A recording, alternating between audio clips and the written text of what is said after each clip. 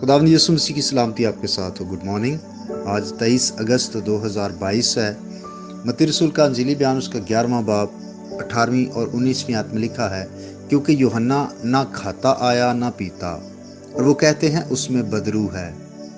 इब्ने आदम खाता पीता आया और वो कहते हैं कि देखो खाऊ और शराबी आदमी, महसूल लेने वालों और गुनाहगारों का यार, मगर हिकमत अपने कामों से रास्त साबित हुई।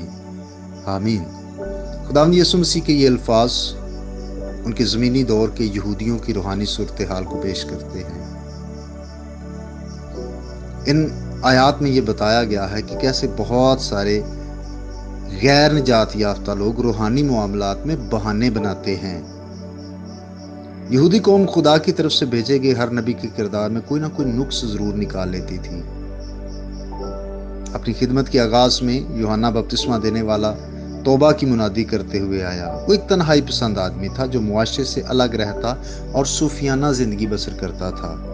क्या यहूदी उससे मुतमिन थे? हरगिज नहीं।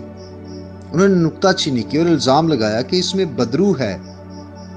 इसके बाद खुदावंद यीशु मसीह खुदा का बेटा अंजील की मुनादी करते हुए आए। वो आम इंसानों की जिंदगी गुजारते थे, वो लोगों से मेल मिलाप रखते थे, उनके साथ उठते बैठते खाते पीते थे। क्या यहूदी उनसे मुतमिन थे? हरगिज नहीं। ना वो यूहन्ना से मुतमिन थे, ना वो खुदावंद यीशु मसीह से, बल्कि उन्होंने यीशु मसीह को भी अपनी नुक्ताचीनी का निशाना बनाया और इल्जाम लगाया कि देखो ये खाऊ है, पेटू है, शराबी और महसूल लेने वाले और गुनाहगारों के साथ इसकी दोस्ती है। याद रखिए, आज भी बहुत सारे ऐसे लोग हैं जो फजल के वसाइल से फायदा नहीं उठाते। वो आमतौर पर बरगश्ता ही रहते हैं और दूसरों को हर मुमकिन नुकसान पहुंचाने की कोशिश करते हैं।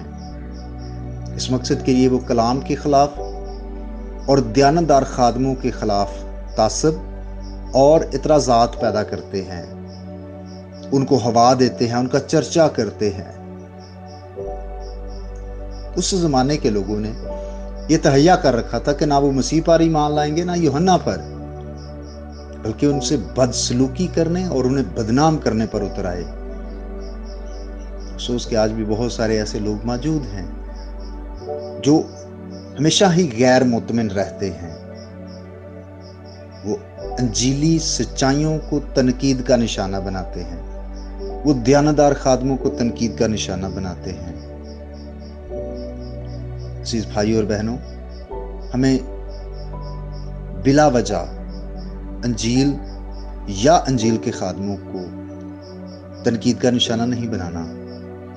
खामखा हर बात में इतराजात ना उठाएं, बल्कि खुदावंद में मुतमिन और खुश जिंदगी गुजारें। खुदा आपको बरकत दे। हम दुआ करें।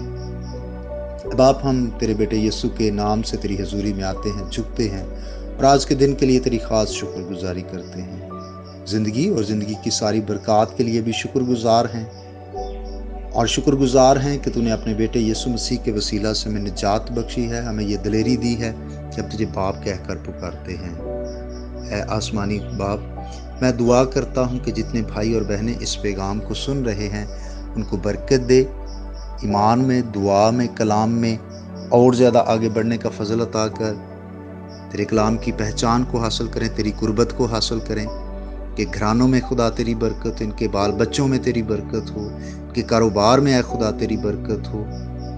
और ख़ास तौर पर जो बीमार हैं मैं उनके लिए सेहतयाबी की दुआ करता हूँ, और जो और किसी मुसीबत में है खुदा उनकी भी मदद फरमा, यीशु मसीह के नाम से आमीन। मेरा नाम पास्टर बिशारत है और ये पैगाम आपको इवेंजेलिकल चर्च अट्टक की तरफ से भेजा गया। अब तक हमारा चैनल सब्सक्राइब नहीं किया तो अभी सब्सक्राइब करें और बेल आइकॉन को क्लिक करके हमारी लेटेस्ट वीडियोस के बारे में अपडेट जानें।